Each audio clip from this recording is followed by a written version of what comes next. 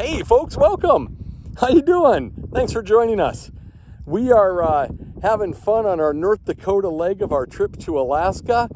All things fun, and today it's Theodore Roosevelt National Park. I'm Steve, your roving reporter, if I didn't say that. That's Corinne way down there. Brinkley is back in the rig in the parking lot. Theodore Roosevelt National Park is not dog friendly, and I understand it fully. We have seen buffalo right up to the road, and we've seen them along the trails, and buffalo and dogs do not get along well. So it is extremely windy out here. I'm hoping that you can hear me okay. I've got my hands and a muffler around the microphone. What a beautiful area. This park is incredible. So without further ado, we'll have some fun at some of the North Dakota sites, and then probably also put the beginning of Montana on this as well and go from there. Corinne's still down there? Yep, she's there. She hasn't fallen off, thank goodness. But this is incredible. If you have not been to this national park, you should put it on your list. Thanks for joining us. Enjoy the video. Take care. North Dakota. Take two. North Dakota in all its splendor. Bugs all over the windshield. Crops have been planted and are starting to come up, so that's nice. I'm taking the opportunity to do some video work. Brinkley is incredibly stressed out. Yeah. Because we have a different driver. Hi there. Hey there. How you doing? I'm doing great. You having fun on this really straight road? You let me drive. I let you drive because it's so straight. It's straight. Moose is barely bouncing. It's so straight and level and flat and all those good words. Yes, exactly. Yeah, look at the map. That can't be much straighter, can it? I turned in 41 miles. Would you like to pull over before you turn in 41 miles and then I'll drive from there? You want me to pull over to 41 miles? No, we're fine. I might need to clean the windshield though. There's enough bug guts. You never know. Hey, and it stopped raining. Thank goodness. And there's no wind on this recording. It's incredible what a windshield does, huh? Wow.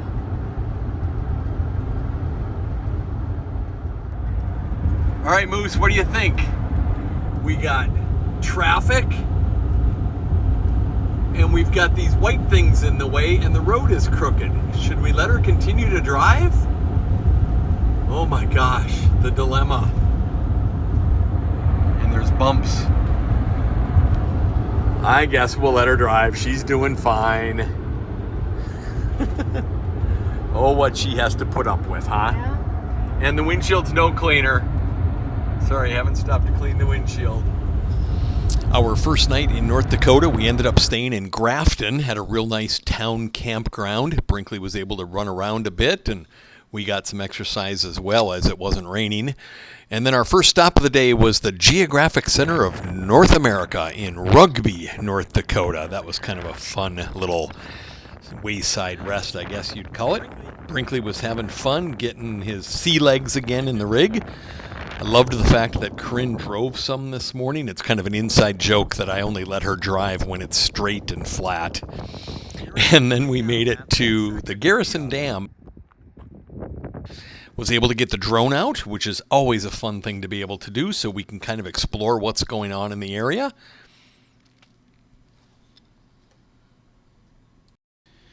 They had a real nice boat landing down on the river below the dam. We really didn't look at the lake at all, and there were a lot of people fishing. So we left the Garrison Dam area and did something I've wanted to do for a long time. Get my drone up above one of these coal strip mines over by Beulah, North Dakota. This one happens to be called the Freedom Mine. Back in the 90s, I used to travel up there quite a bit when I called on the huge power plants up there. And I was introduced to Big Bertha, which is a huge drag line. They're basically large excavators. They can move 16 million tons of coal per year. These huge excavators weigh about 13 million pounds, and when they move, I just looked this up, they move at 1/10 of a mile per hour. Absolutely incredible. This is the Freedom Mine. It's the largest lignite coal mine in the United States. Pretty unique. Fun to see from the air. So then from there we headed down to a Harvest Host winery that we stayed overnight at, and then we started exploring Theodore Roosevelt National Park. Okay. Oh, And I think I there's do. 4 or 5 white spots. Yep. And some black ones. horses out there? That's what that is. Oh, very cool. Thank you. Where are you seeing I just them? found them. Oh, I see them. You see them in the lowland. There's white. We decided to enter Theodore Roosevelt National Park from the south unit. There's a south unit, and then I think it's over an hour drive north to the north unit. We were going to do both of them in the same day. But this was a great area here right off the highway, an actual rest stop outside the park. Brinkley wanted to get out and walk around, and there's no buffalo in this area. At least there weren't on this day. And so Brinkley got out, and we were able to get a few photos taken and then drive into the actual park.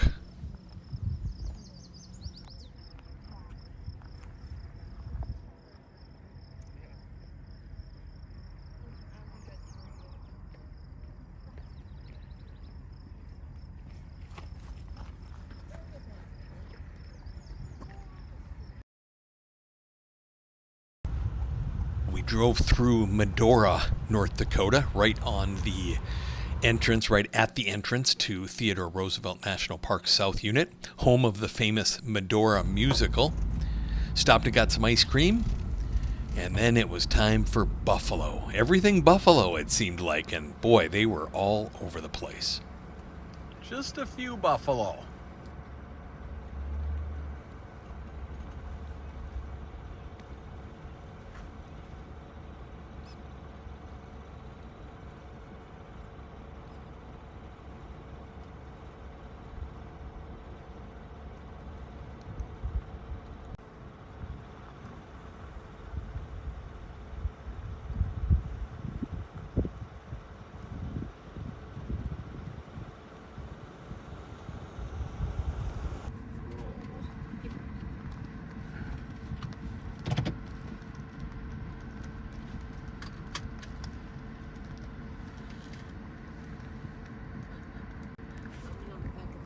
Yeah, one's crossing the road behind us. Several of them are.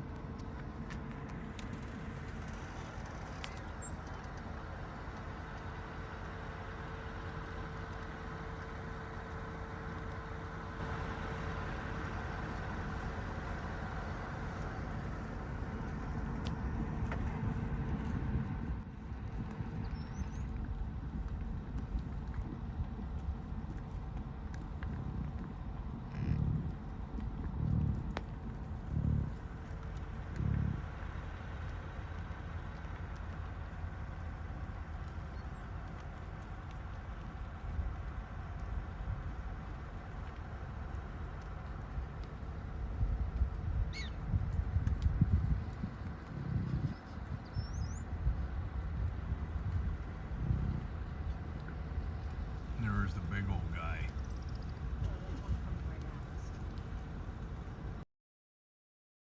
We left the large south unit herd and decided to drive through the campground. We knew we weren't going to stay here, but we wanted to see what it was going to look like.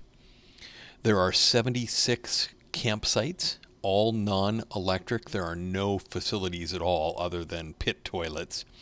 But it was a very nice campground right on a little creek going through the park. And we wish we would have had time to stay there.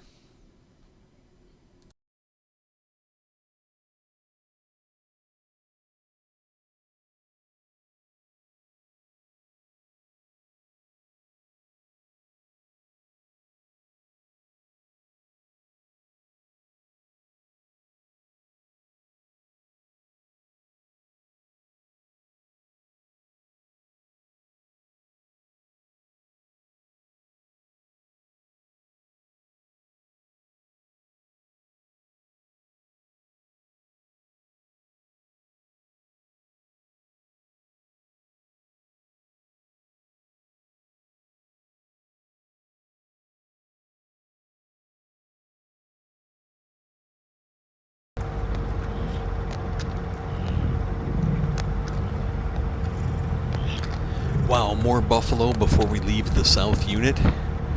And this old guy needs his toenails clipped. Kind of sounds like Brinkley on the kitchen floor back home.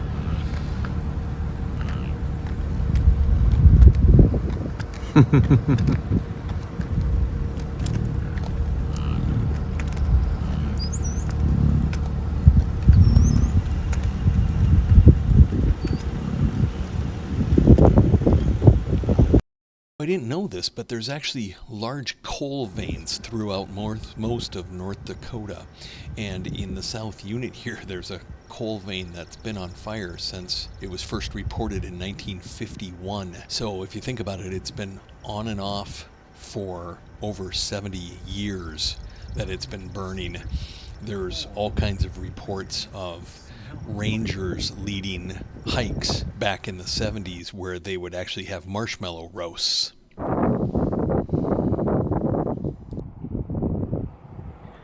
All right, we kind of did that picture taking quickly because, yeah, I can. That guy is having a stare down with us and was starting to walk across the street. Hi, big guy. Yeah, and we have to remember that buffalo and dogs and alligators and dogs do not mix. So we wanted to keep Brinkley safe. Brinkley is just staring.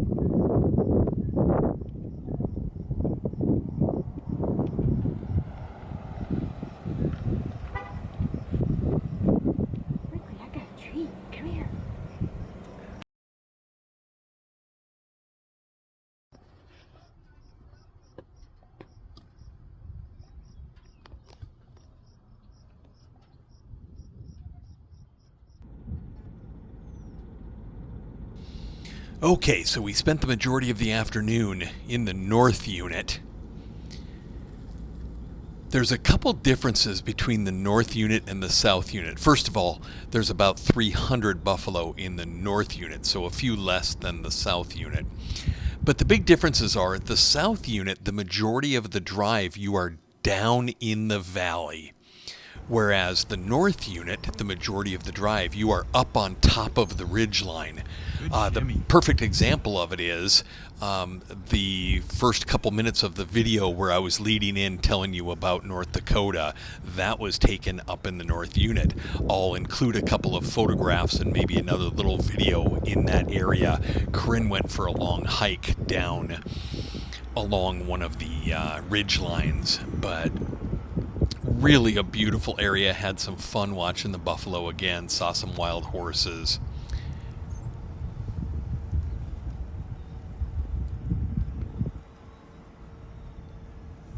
What's that I keep saying about smell-o-vision?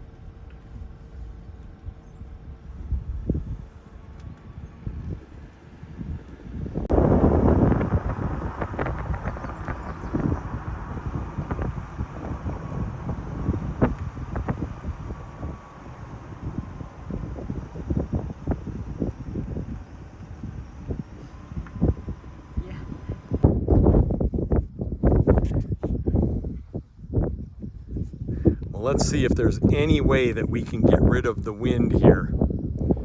Let's see if there's any way we can block the wind here at all on this overlook. It's absolutely beautiful.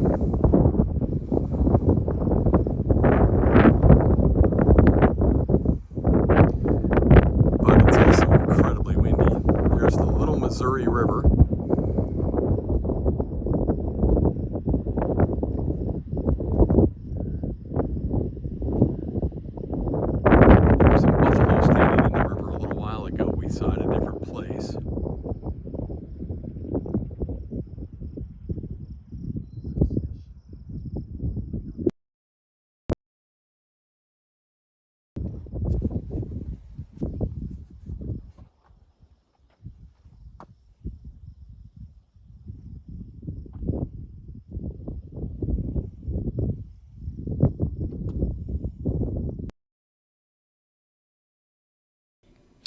So this is the area that we were at when I did the introductory filming for this video, where it was so windy and Corinne went for a big long hike.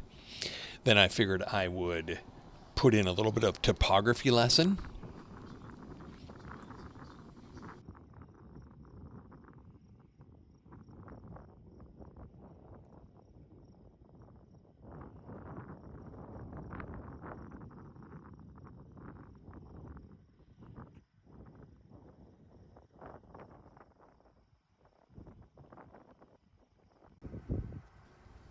Then we watched a couple of big buffalo off the side of the road.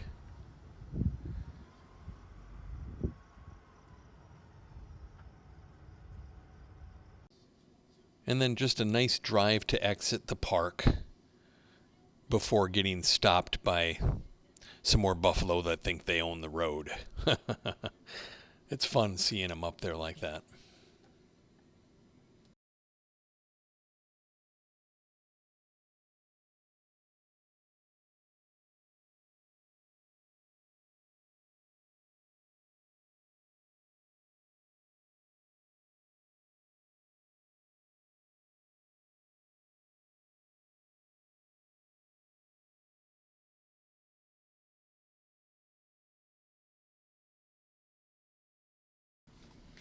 And another thing we noticed, even though it was a beautiful midsummer day, there sure wasn't very much traffic.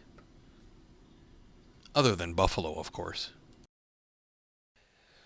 We headed north out of Theodore Roosevelt National Park. We surely enjoyed our time in there. And we headed back up to the Missouri River, and actually to the confluence of the Missouri and the Yellowstone River, to a small town called Buford, which has absolutely nothing except for the Confluence Campground, which is nothing more than a boat launch. But they allow you to camp there, which is really nice.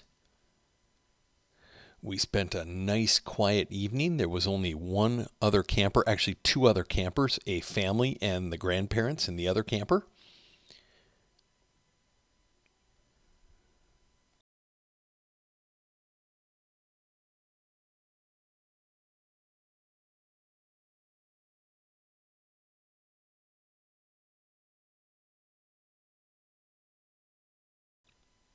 And then the next morning we headed out, still had some sunshine, which was really nice.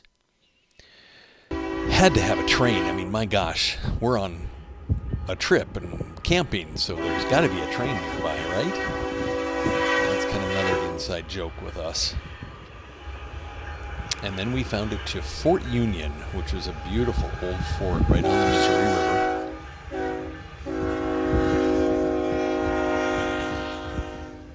The trains are so fun. We're not used to them during the day, though. Normally it's at midnight and they wake us up by rattling the camper. So this Fort Union is only about 5 minutes from where we stayed last night at the confluence of the rivers. And it's right on the border, so we had to drive into Montana and then back into North Dakota. We learned that back in 1805 and 1806, when Lewis and Clark were in this area, the river was actually much closer to this front gate. In fact, it was probably only 50 to 60 meters away from the gate, whereas today it's almost a mile away.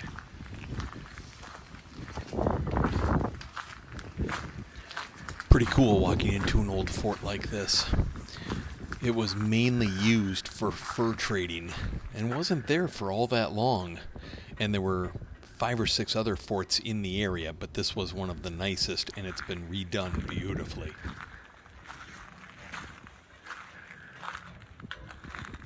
And as you can see, the rain has found us again.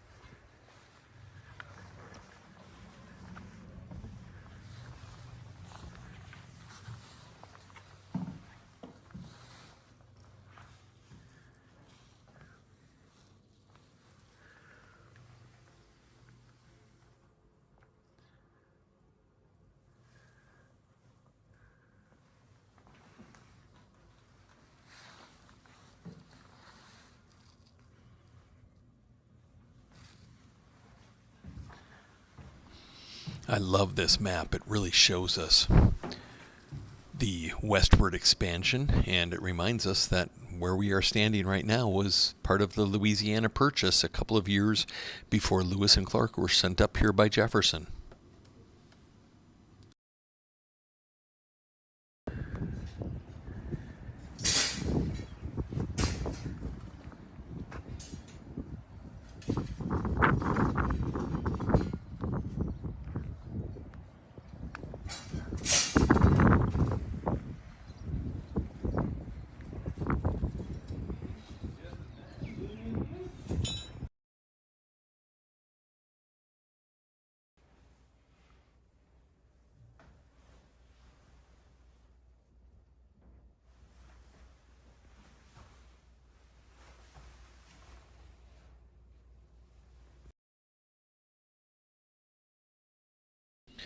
So we left Fort Union and the Missouri River behind for a little while.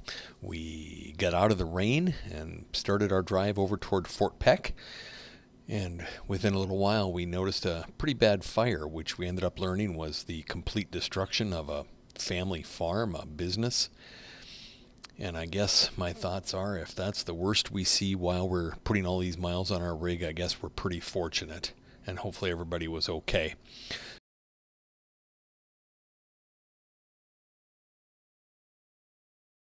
We showed up at Fort Peck. We stopped by the hatchery, the fish hatchery. Nice job, Brinkley. Are we going to go see the fish hatchery? Huh? What do you think? What do you think, huh? And who's sporting a new bandana? Nice. Can you say thanks to your friend Jolene? Yeah, you're like her biggest fan, aren't you? Yeah. Brinkley ran around outside a little bit before Corinne and I went in for a tour. Unfortunately, our timing at the hatchery wasn't very good. A couple of million fish had just been released into the wild a couple of days before we got there. So we didn't see anything. So we went over to the Fort Peck Interpretive Center and had a great time there. All kinds of dinosaurs that had been found in the area, actually, as well as fantastic displays of the wildlife found in the area today.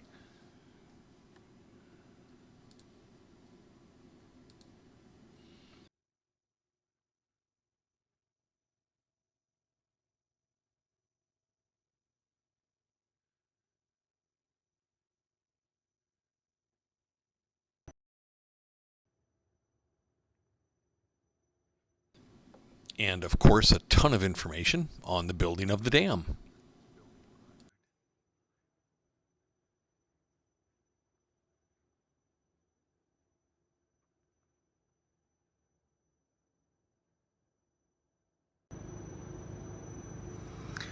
They have a corner of the center dedicated to the honeybees.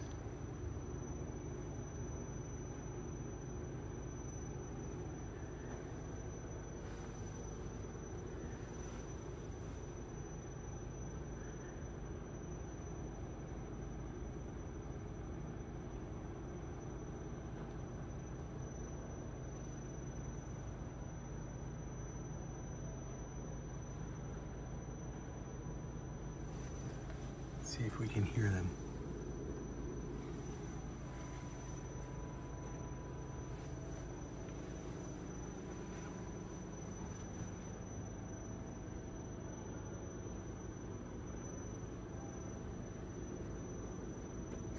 And here's where they come in from outside or have access to outside. We'll go outside and see what it looks like outside.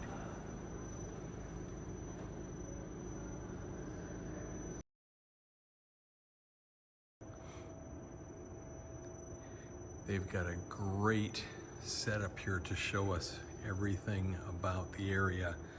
So here's the lake. The water goes down and through the powerhouse. And there's the interpretive center where I am right now, and the campground where we'll be staying. And there's the fish hatchery we were just at. There's the Missouri River going down toward North Dakota. We're back at the lake, and then here's the spillway for when there gets to be too much water. And I just saw a photograph that showed water going over that, and it said how many times in the last 20 years that has happened. Fort Peck is the largest dam on the Missouri River, and it's had to open its spillway 7 times.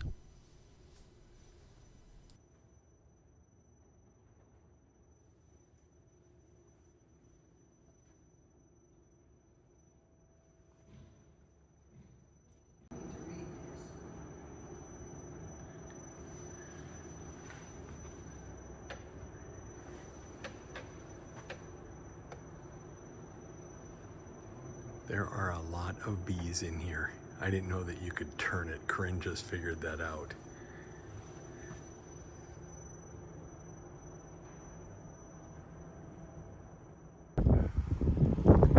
So we got a little storm going past us here. I'm just outside the interpretive center. I wanted to find where the honeybees came and went. There it is. I just saw one leave. There goes another one.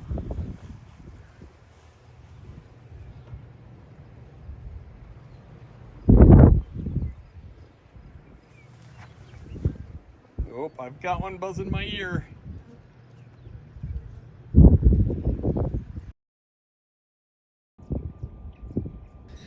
I love technology, and I found it really interesting that these giant powerhouses or power plants were added after the fact. After the dam was built, they said, oh, we can add powerhouses here and generate electricity.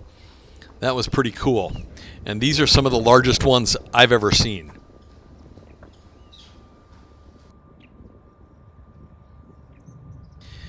And of course, if you know us or you've been following us, you know that there are 2 things synonymous with our travels: trains and rain.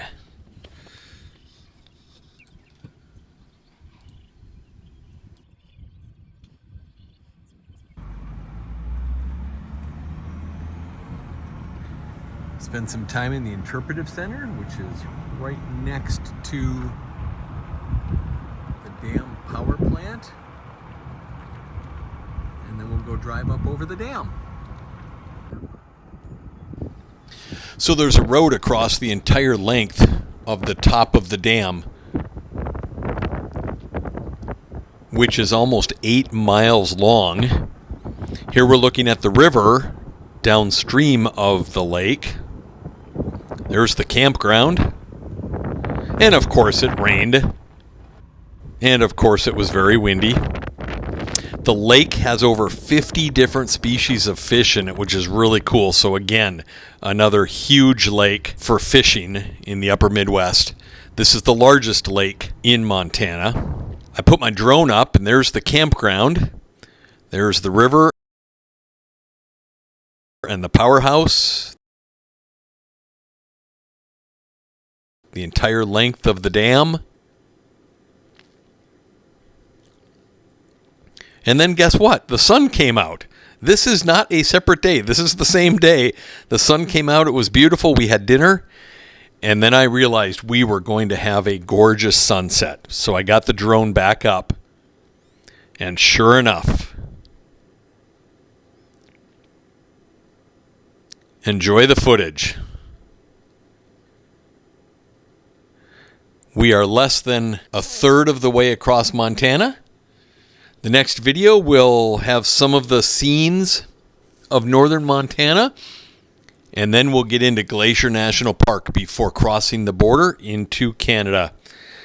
Thanks for joining us. Take care, and we will see you next time.